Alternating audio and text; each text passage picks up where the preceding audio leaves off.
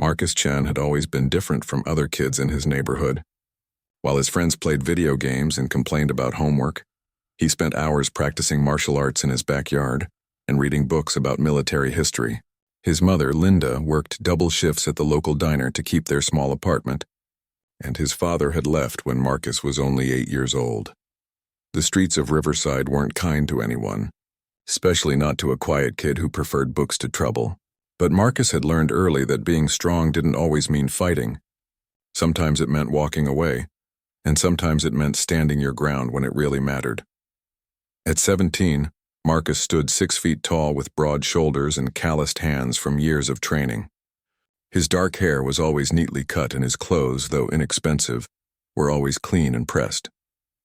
He had a job at the local grocery store after school, saving every penny he could for his dream of joining the military. The Viper Gang had been causing problems in Riverside for months. They were a group of young men in their 20s who thought they owned the streets. Their leader, Tommy "Snake" Rodriguez, had been in and out of juvenile detention since he was 14. Now at 25, he had gathered a crew of desperate followers who looked up to him like he was some kind of street king. The gang made money through petty theft, drug dealing, and intimidation. They would target local businesses, demanding protection money from shop owners who were barely making ends meet. Anyone who refused would find their windows broken or their inventory mysteriously damaged. Marcus had noticed the gang's activities, but had always managed to avoid them. He took different routes to work, kept his head down, and minded his own business. His mother had taught him that sometimes the best way to help your community was to stay out of trouble and set a good example. But on this particular Tuesday evening in October, fate had different plans for Marcus Chen. He was walking home from his job at Peterson's grocery, carrying a small bag of groceries his boss had let him take home. The autumn air was crisp and the streetlights were just beginning to flicker on as the sun set behind the old apartment buildings. Marcus was thinking about his upcoming military aptitude test when he heard voices coming from the alley behind Murphy's Electronics. "Please, I already told you business has been slow," came an elderly voice, shaking with fear. Marcus recognized the voice immediately. It was Mr. Murphy, the 70-year-old man who owned the small electronics repair shop on the corner. Mr. Murphy had always been kind to Marcus, sometimes giving him small jobs, fixing radios, or helping with inventory when he needed extra money. "That's not our problem." "Old man," came another voice, younger and filled with menace, "you've had 2 weeks to come up with our money. Time's up." Marcus stopped walking and pressed himself against the brick wall of the building. Through the gap between 2 dumpsters, he could see into the alley. Mr. Murphy was backed against the wall, his hands raised in surrender. 3 young men surrounded him, and Marcus immediately recognized them as members of the Viper Gang. Tommy Rodriguez stood in the center, a thin man with tattoos covering his arms and neck. His 2 companions, Jake Morrison and Luis Vega, flanked Mr. Murphy on either side. Jake was holding a baseball bat, tapping it against his palm in a threatening manner. "I don't have the money right now," Mr. Murphy pleaded. "But if you give me another week, I can." "Another week?" Tommy laughed coldly. "You think this is a charity? We're running a business here, Gramps." Marcus felt his heart racing. Every instinct told him to keep walking, to get home safely and to call the police once he was out of danger. But as he watched Mr. Murphy's terrified face, he thought about all the times the old man had helped him, all the small kindnesses he had shown. "Maybe we need to send a message," Jake said, raising the baseball bat higher. "Let everyone know what happens when they don't pay up." "No, please," Mr. Murphy whispered, closing his eyes and bracing himself. Marcus made his decision. He stepped out from behind the wall and into the mouth of the alley. "Hey," he called out, his voice steady despite the fear coursing through his veins. "Leave him alone." The 3 gang members turned toward him, surprised by the interruption. Tommy's eyes narrowed as he looked Marcus up and down, taking in his grocery store uniform and young face. Well, Tommy said with a cruel smile. "Looks like we got ourselves a hero. Kid, you better turn around and walk away before you get hurt." Marcus took a step forward, setting down his grocery bag carefully. "I said leave him alone. Mr. Murphy's a good man." "He doesn't deserve this," Luis laughed. "Listen to this kid, thinking he's some kind of tough guy. Do you know who we are?" "I know exactly who you are," Marcus replied calmly. "You're bullies who pick on old men because you're too weak to face someone who might fight back." The alley fell silent. Even Mr. Murphy opened his eyes, staring at Marcus with a mixture of gratitude and terror.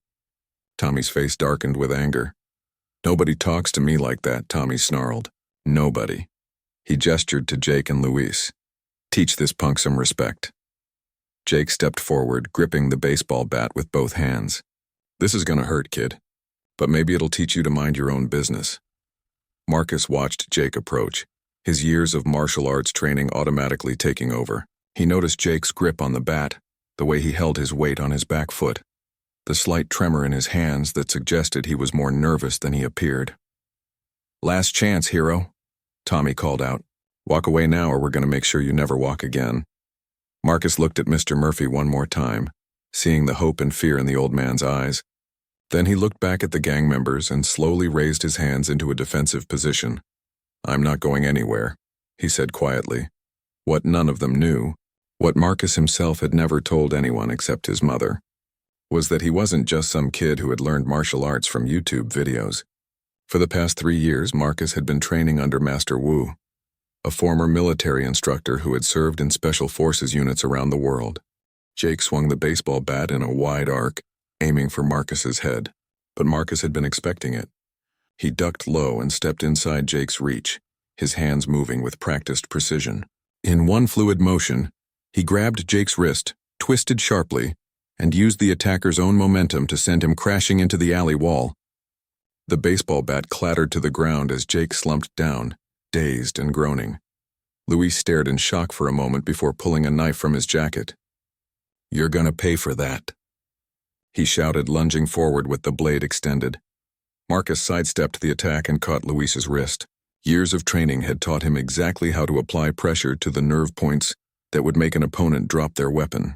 Luis screamed as the knife fell from his numb fingers and Marcus followed up with a quick strike to his solar plexus. Luis doubled over, gasping for breath. The entire confrontation had lasted less than 30 seconds. Tommy stood frozen, watching his two companions struggle to get back on their feet. His confident smirk had vanished, replaced by a mixture of fear and rage. "What the hell are you?" Tommy demanded, backing away slightly. Marcus straightened up, not even breathing hard. "I'm just someone who doesn't like bullies." Mr. Murphy stared at Marcus in amazement. "Son, are you hurt, Mr. Murphy?" Marcus asked, not taking his eyes off Tommy. No, I'm fine," the old man replied, still in shock. "But where did you learn to fight like that?"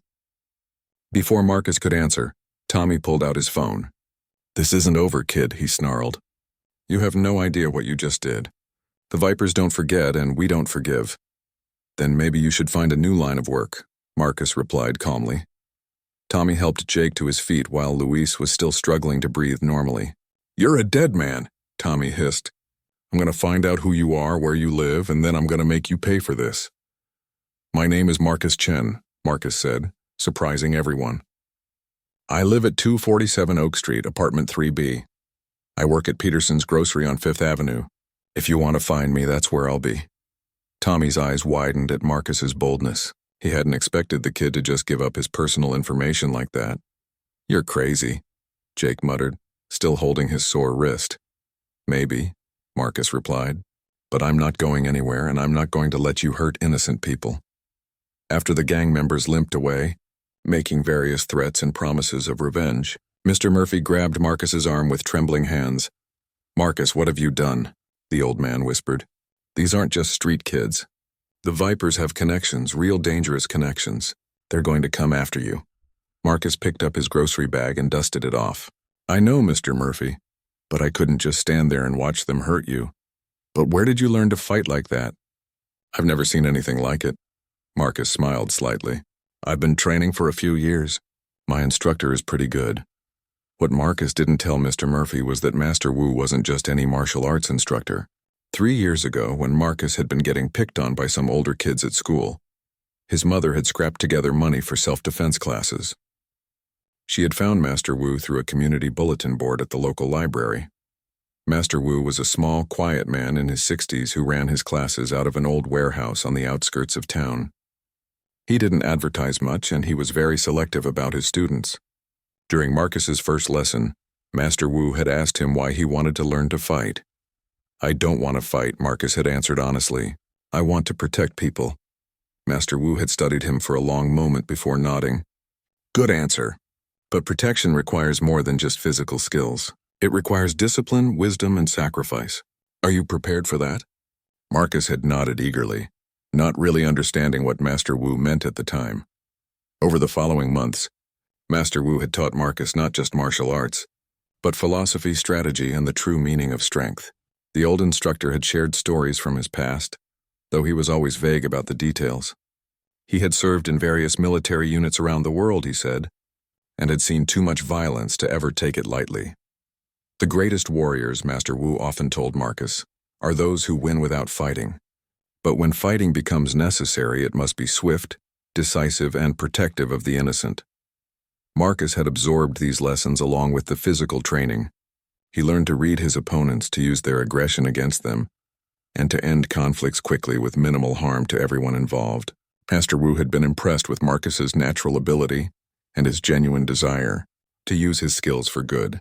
But Master Wu had also warned Marcus about the responsibilities that came with such abilities. Power without wisdom is dangerous, the old instructor had said, and power with wisdom often means making difficult choices.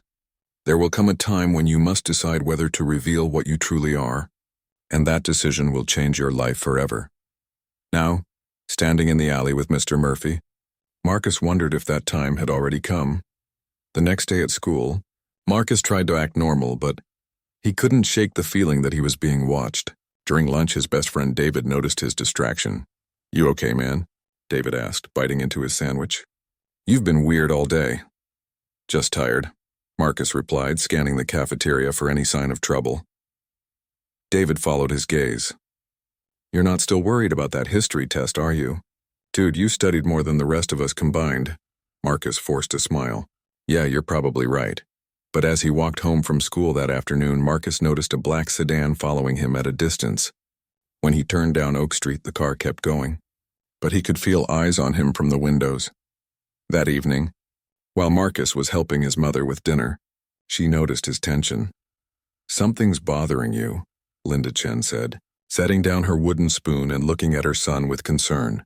"What happened?" Marcus hesitated.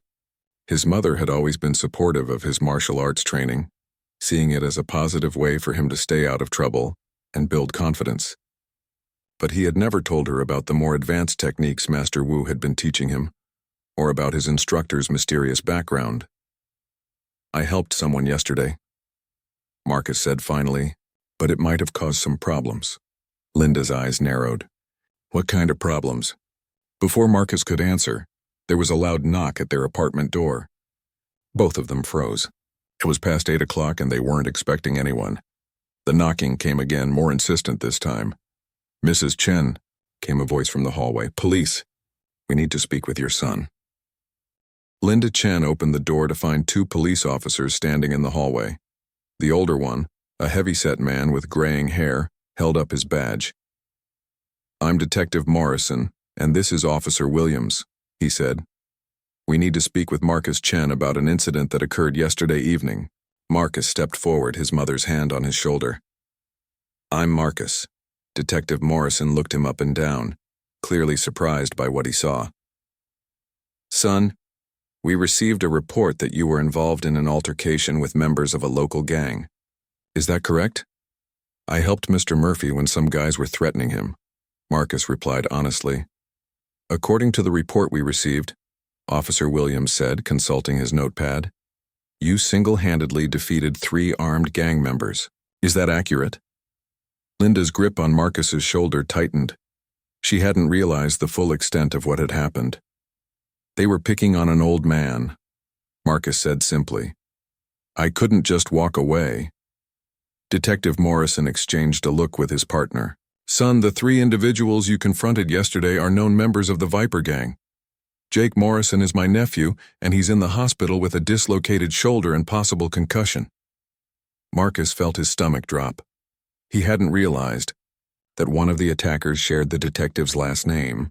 "I'm sorry he got hurt," Marcus said carefully, "but he was threatening Mr. Murphy with a baseball bat." "That's what Mr. Murphy told us," Detective Morrison admitted. "And that's the only reason you're not under arrest right now. But son, I need to ask you something important. Where did you learn to fight like that?" Marcus hesitated, looking at his mother. Linda nodded encouragingly. "I take martial arts classes," Marcus said. "My instructor is very good." "Very good is an understatement," Officer Williams said. "According to the medical report, Jake's injuries are consistent with military-level combat training. The doctor said whoever did this knew exactly how to disable an opponent quickly and efficiently." Detective Morrison leaned against the doorframe. "Look, Marcus, I'm going to be straight with you. My nephew is a troublemaker, and I'm not happy about what he and his friends were doing to Mr. Murphy. But the Viper Gang isn't going to let this slide. They're going to want revenge, and they're not going to care that you were just trying to help someone." "What are you saying?" Linda asked, fear creeping into her voice. "I'm saying your son has made some very dangerous enemies," Detective Morrison replied. "The Vipers have connections throughout the city. They deal drugs, they steal cars, and they're not above hurting innocent people to make a point." Marcus straightened up. "I'm not going to hide from them." "Son, this isn't about being brave," Officer Williams said. "This is about being smart. These people don't fight fair, and they don't fight alone. They'll come after you when you least expect it, and they might hurt your mother to get to you." Linda's face went pale. "Marcus, maybe we should think about moving or—" "No, Mom," Marcus said firmly. "We're not running away. This is our home." Detective Morrison studied Marcus for a long moment. "There's something else," he said finally. "Tommy Rodriguez, the gang leader, has been asking questions about you all day. He's been trying to find out more about your background, your training, anything that might give him an advantage." "Did he find anything?" Marcus asked. "That's the strange part," Officer Williams replied. "Your instructor, this Master Wu you mentioned, doesn't seem to exist. There's no business license, no tax records, no official documentation anywhere. It's like he's a ghost." Marcus felt a chill run down his spine. He had never thought to question Master Wu's background before, but now that the police mentioned it, he realized how little he actually knew about his instructor's official status. "Maybe he just keeps a low profile," Marcus suggested. "Maybe," Detective Morrison said, but his tone suggested he didn't believe it. "Look, son, I'm going to give you some advice. Stay away from that warehouse where you train, at least for a while. Stay close to home, and if you see any members of the Viper Gang, you call us immediately. Don't try to be a hero again." After the police left, Linda sat down at their small kitchen table and put her head in her hands. "Marcus, what have we gotten ourselves into?"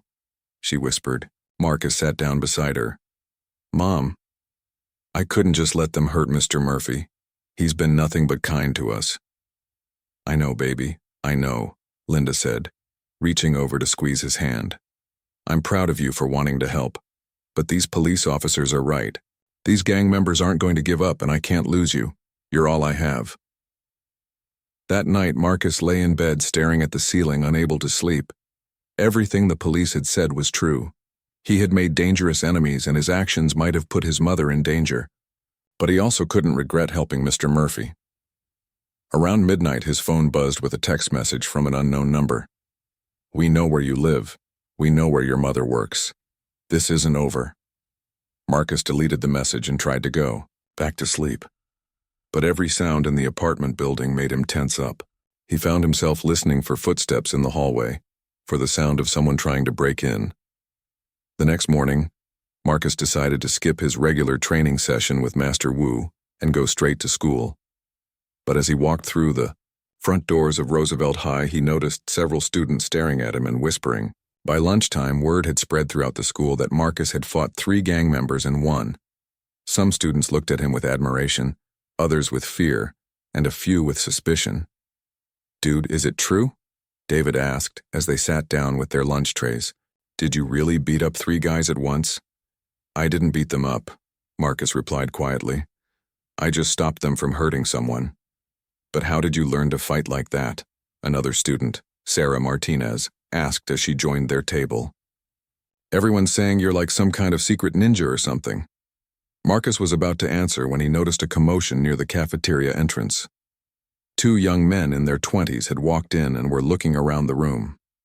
Marcus recognized them immediately as Luis Vega and another Viper Gang member he had seen around the neighborhood. They weren't supposed to be in the school. They were too old to be students, and they clearly didn't belong there.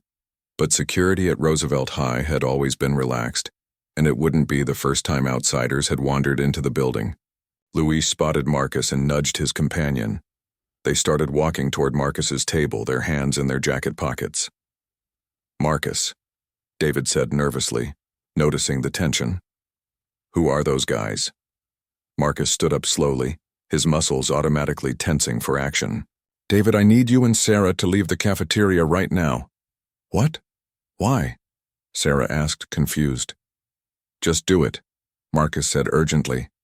"Find a teacher and tell them we have intruders in the school." But it was too late. Luis and his friend had reached their table, and Marcus could see the outline of weapons in their jacket pockets. Well, Luis said with a cruel smile. "If it isn't the hero, miss us?" The cafeteria had gone completely silent. Every student in the room could sense the danger radiating from the two intruders. Luis's companion, a tall man with scars across his face, kept his hand inside his jacket while scanning the room for exits. "You made a big mistake the other night," Luis said, his voice carrying across the quiet space. "Tommy wants to see you now." Marcus remained calm, but his mind was racing. There were over 100 students in the cafeteria, and any violence could put them all at risk. He needed to get these gang members away from innocent people. "Okay," Marcus said simply. "Let's go outside and talk," Luis laughed. "You think you're in charge here? You think you get to make demands? I think," Marcus replied quietly, "that you don't want to do this in front of all these witnesses." The scarred man leaned closer to Luis and whispered something in his ear. Luis nodded and looked around the cafeteria, finally realizing that dozens of students were already pulling out their phones to record what was happening. "Smart kid," Luis admitted, "but this doesn't change anything. You're coming with us." "I don't think so," the voice came from behind the gang members. Everyone turned to see Mr. Peterson, the school's head of security, approaching with 3 other staff members. Mr. Peterson was a former police officer who had taken the school security job after retiring from the force. "Gentlemen," Mr. Peterson said firmly, "you need to leave school property immediately." "We're just here to talk to a friend," the scarred man said, his hand still inside his jacket. "No, you're here to threaten a student," Mr. Peterson replied, "and that's not happening on my watch." Luis looked around the cafeteria again, realizing that they were outnumbered and surrounded by witnesses. He stepped closer to Marcus and spoke in a low voice that only Marcus could hear. "This isn't over. We know where you live, we know where your mother works at that diner on Maple Street. We'll be waiting for you." With that, Luis and his companion turned and walked out of the cafeteria, but not before Luis made a gesture across his throat, indicating what he planned to do to Marcus. As soon as they left, the cafeteria erupted in excited chatter. Students were already posting videos on social media, and Marcus knew that word of this confrontation would spread throughout the neighborhood within hours. Mr. Peterson approached Marcus's table. "Are you all right, son?" "I'm fine," Marcus replied, though his mind was spinning with worry about his mother's safety. "I've called the police," Mr. Peterson said. "They want to speak with you about what just happened." Marcus nodded, but he was already thinking about something else. He needed to warn his mother, and he needed to find out more about Master Wu. The police had been right. There was something strange about his instructor's lack of official documentation. An hour later, after giving his statement to the police, Marcus borrowed a phone from the school office and called his mother at the diner. "Mom, are you okay?" he asked as soon as she answered. "Marcus, what's wrong? You sound upset." "Listen carefully," Marcus said. "Some people might come looking for me at the diner. If you see anyone who looks suspicious, anyone you don't recognize, I want you to call the police immediately." "Marcus, you're scaring me." "What's going on?" "I'll explain everything when I get home," Marcus promised. "Just please be careful and don't walk to your car alone tonight."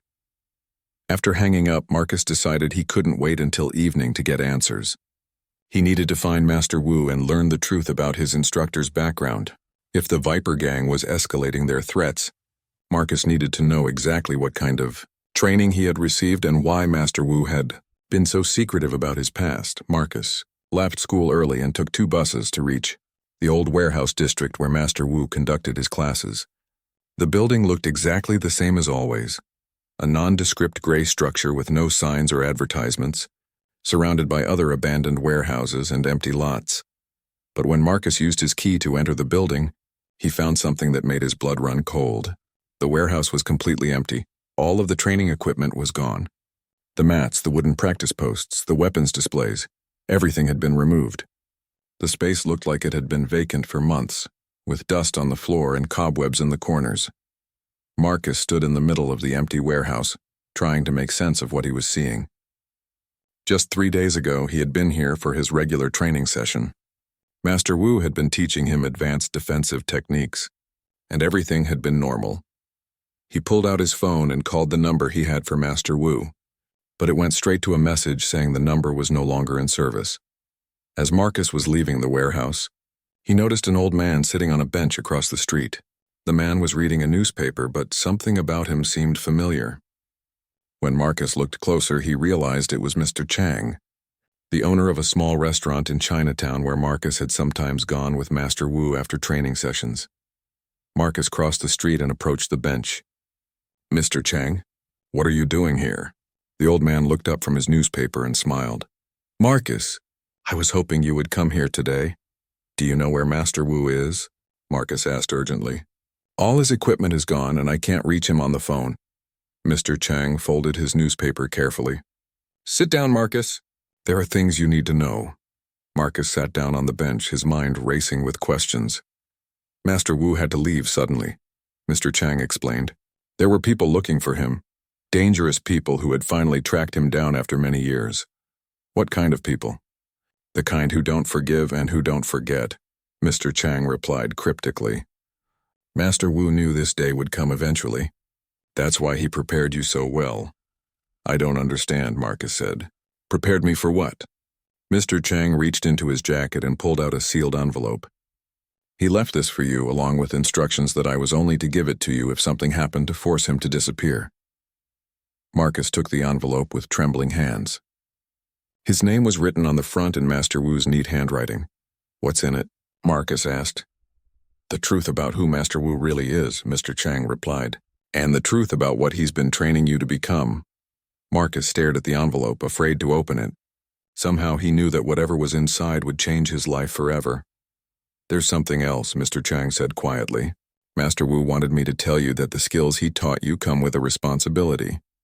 You have the power to protect people, but you also have the power to destroy. The choice of how to use that power will define who you become." As Marcus sat on the bench holding the envelope, he thought about the events of the past few days. The confrontation with the gang, the threats against his mother, the mysterious disappearance of his instructor.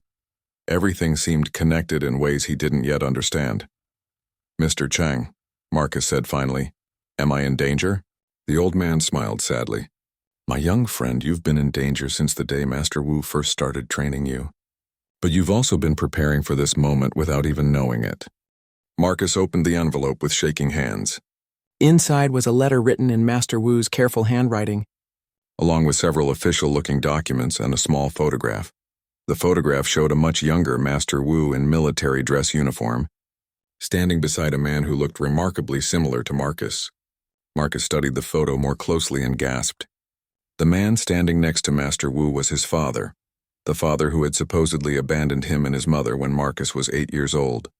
With his heart pounding, Marcus began to read the letter. "My dear student Marcus, if you are reading this letter, it means that my past has finally caught up with me, and I have been forced to disappear for both our safety. There are many things I should have told you during our training, but I hoped this day would never come. First, you must know that your father, Captain James Chen, did not abandon you and your mother. He was killed in the line of duty while serving in a classified government protection unit. I was his commanding officer and his closest friend. Your father was not just a soldier. He was a royal guard, part of an elite unit tasked with protecting high-ranking government officials and foreign dignitaries. We operated in secret, and our identities were classified to protect our families from retaliation by enemies of the state. When your father died, I made a promise to him that I would watch over you and your mother. I also promised that if you showed the same natural abilities he possessed, I would train you to carry on his legacy. Marcus, the skills I have taught you are not just martial arts. They are the same techniques used by royal guards for over a century. You have been trained to protect, to serve, and to make the ultimate sacrifice if necessary. The reason I disappeared is because agents of the Kozlov organization have finally tracked me down. Viktor Kozlov is a man your father and I encountered many years ago during a protection mission. Your father was responsible for stopping an assassination attempt on a foreign ambassador, and Kozlov has never forgiven that interference with his plans. Kozlov's organization has connections throughout the criminal underworld, including local gangs like the Vipers. What you think is a simple street confrontation is actually part of a much larger plan. The Viper gang has been hired to find you and eliminate you as revenge against your father. The documents in this envelope will prove your father's service record and your own eligibility for Royal Guard training. There is a contact number for Agent Sarah Mitchell, who will verify your identity and explain your options. You have a choice to make, Marcus. You can continue living as an ordinary citizen, always looking over your shoulder, always in danger, or you can accept your heritage and join the Royal Guard, where you will have the resources and support to protect not only yourself and your mother, but many others as well.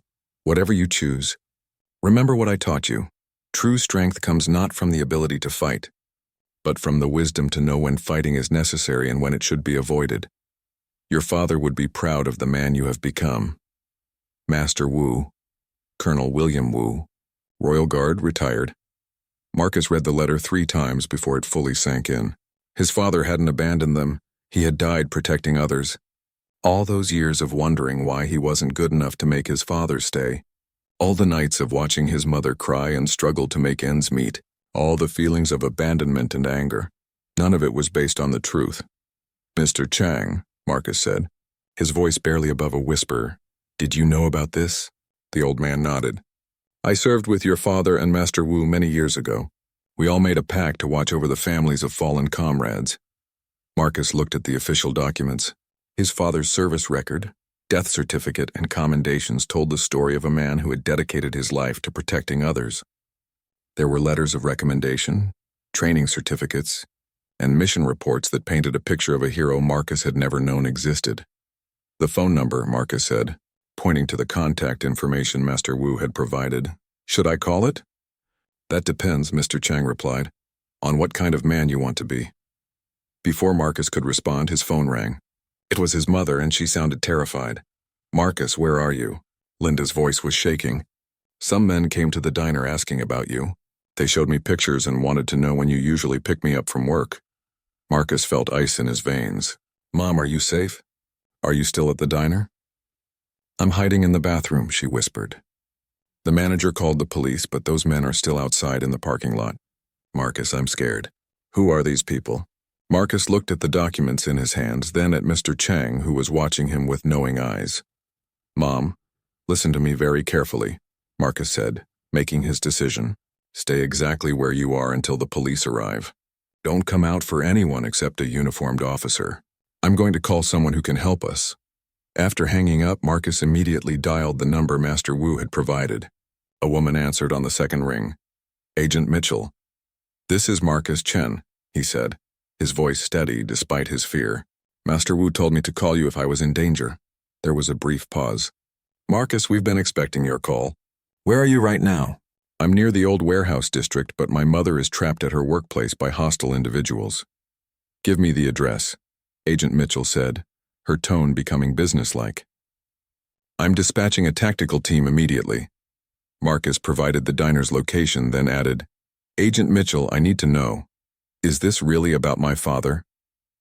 Your father was one of the finest Royal Guards who ever served, she replied. And from what Colonel Wu has told me about your training, you have the potential to be even better. But first we need to get you and your mother to safety. 20 minutes later, Marcus watched from across the street as 3 black SUVs surrounded the diner. Men in tactical gear moved with military precision, and within minutes, the Viper gang members who had been waiting in the parking lot were in handcuffs.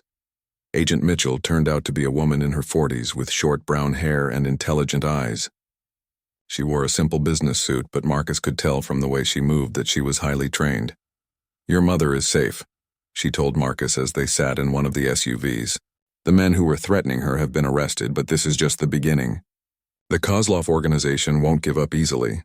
What exactly do they want? Marcus asked. Revenge, Agent Mitchell replied simply. Your father prevented Viktor Kozlov from assassinating the Swedish ambassador 15 years ago. Kozlov spent 12 years in prison because of that mission, and he spent the 3 years since his release planning his revenge. But my father is dead. Why come after me? Because Kozlov believes in making his enemies suffer. Killing you would be the ultimate way to hurt your father, even in death. Marcus thought about this for a moment. And the Royal Guard? Is it real? Agent Mitchell smiled. Very real. We've been protecting government officials, foreign dignitaries, and high-value assets for over 150 years. We operate in complete secrecy, which is why your father's death had to be covered up. What would happen if I joined? You would undergo 6 months of intensive training at a classified facility. You would learn advanced combat techniques, strategic planning, threat assessment, and protective protocols. After graduation, you would be assigned to protection details around the world. And my mother would be relocated to a secure location with a new identity, full government protection, and financial support for the rest of her life. Marcus looked out the window at the diner where his mother worked double shifts just to pay rent on their small apartment. He thought about the constant worry in her eyes, the bills she struggled to pay, the dreams she had given up to raise him alone.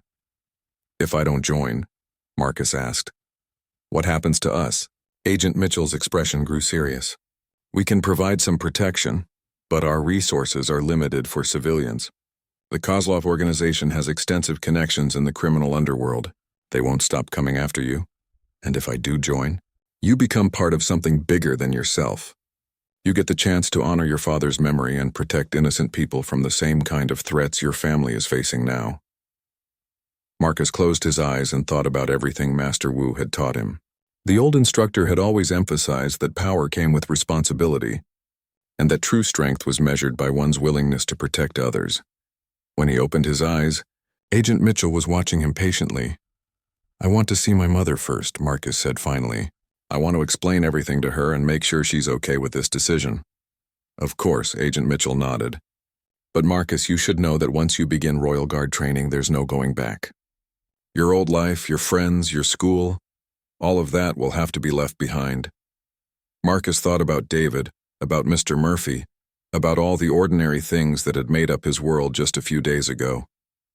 Then he thought about the fear in his mother's voice on the phone, and the knowledge that dangerous people would never stop hunting them unless he took action. I understand, he said quietly, as they drove toward the diner to reunite Marcus with his mother. Agent Mitchell handed him another document. What's this? Marcus asked. Your father's final mission report, she replied. I thought you might want to know exactly what kind of... Linda Chen sat across from her son in the secure conference room, tears streaming down her face as she read the documents about her husband's real identity and death. For 10 years, she had believed that James had simply walked away from his responsibilities, leaving her to raise Marcus alone. He never abandoned us, she whispered, looking up at Marcus. All this time, I thought he just didn't love us enough to stay. Marcus reached across the table and took her hand. He died protecting people, Mom, just like he was protecting us by keeping his real job secret. Linda wiped her eyes and looked at Agent Mitchell. And now you want to take my son away to do the same dangerous work? Mrs. Chen, Agent Mitchell said gently. Marcus has already demonstrated that he has his father's instincts and abilities. The training he received from Colonel Wu was essentially a pre-selection course for Royal Guard service. Whether he joins us officially or not, he's already involved in this world. But he's just 17, Linda protested. He should be worrying about college applications and prom dates, not international assassins and government conspiracies. Marcus squeezed his mother's hand. Mom, remember when I was getting bullied at school and you signed me up for those self-defense classes? Linda nodded. You told me that sometimes we have to stand up and fight even when we're scared. You said that running away doesn't solve problems, it just makes them someone else's responsibility. That was different, Linda said. That was about schoolyard bullies, not professional killers. The principle is the same, Marcus replied. If I don't do this, the Kozlov organization will keep coming after us. They'll never stop, and eventually they might hurt innocent people trying to get to me. But if I join the Royal Guard, I can learn to protect not just us but other families who might be in the same situation. Agent Mitchell leaned forward. Mrs. Chen, I know this is overwhelming, but I want you to understand what we're offering. Marcus would receive the finest training in the world. He would be part of an organization that has successfully protected American interests for over a century, and you would both be given new identities and complete financial security. What about his education? Linda asked. He wants to go to college. The Royal Guard provides extensive education as part of training, Agent Mitchell explained. Marcus would graduate with the equivalent of a master's degree in international relations, strategic studies, and protective services. He would be fluent in at least 3 languages and have skills that would make him valuable in many career paths if he ever chose to leave the service. Linda looked at her son, seeing not the 17-year-old boy she had raised, but the man he was becoming. Marcus, is this really what you want? Marcus thought about everything that had happened over the past few days. The confrontation with the gang, the threats against his mother, the discovery of his father's true identity. It all seemed to be leading to this moment. Mom, when I helped Mr. Murphy in that alley, it felt right. For the first time in my life, I felt like I was doing exactly what I was supposed to be doing. Master Wu always told me that we're all given certain abilities for a reason, and it's our responsibility to use them to help others. Linda smiled through her tears. You sound just like your father. 3 hours later, after signing numerous confidentiality agreements and security clearances, Marcus and his mother were being driven to a safe house outside the city. Agent Mitchell sat in the front passenger seat, speaking quietly into a secure phone about relocation arrangements and threat assessments. Agent Mitchell, Marcus said during a break in her conversation, what happened to the Viper Gang members who were arrested? Tommy Rodriguez and his associates are being held on federal charges, she replied. We discovered they were being paid by a front company connected to the Kozlov organization. They thought they were just being hired to intimidate a local kid. They had no idea they were part of an international revenge plot. Will they go to prison? Most likely. But Marcus, you need to understand that the Kozlov organization has resources we're still discovering. Even with the local gang out of the picture, there will be other threats. That evening in the comfortable but anonymous safe house, Marcus sat on the back porch looking up at the stars. His mother found him there an hour later. Having second thoughts? Linda asked, sitting down beside him.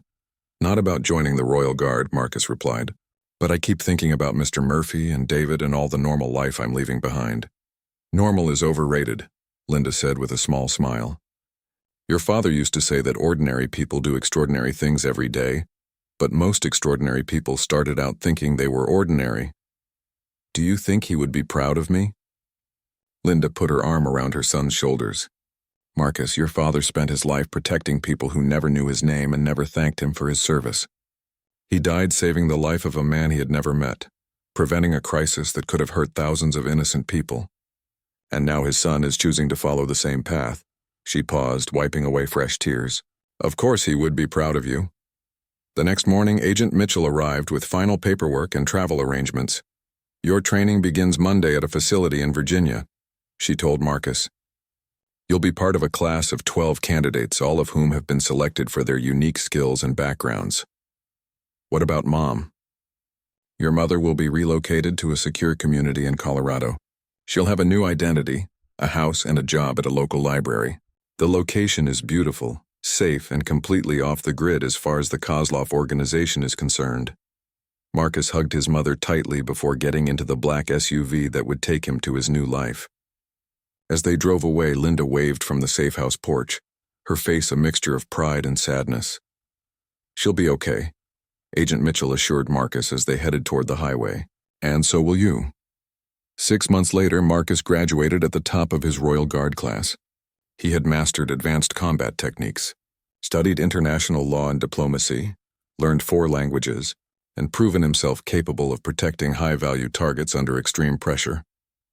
His first assignment was protecting a foreign minister visiting Washington, D.C. for peace talks. As Marcus stood in his dress uniform outside the hotel where the minister was staying, he thought about how much his life had changed since that night in the alley behind Mr. Murphy's shop. His phone buzzed with a text message. It was from his mother, who was now living safely in Colorado under her new identity as Linda Martinez.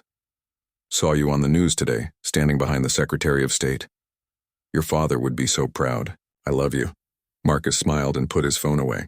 Across the street, he noticed a man in a long coat watching the hotel entrance. Something about the man's posture and the way he kept checking his watch triggered Marcus's training. He spoke quietly into his wrist microphone. "Control, this is Guardian 7. I have a possible threat on the north side of the street. Male, approximately 40 years old, dark coat, exhibiting suspicious behavior. Copy that. Guardian 7, we're tracking him now."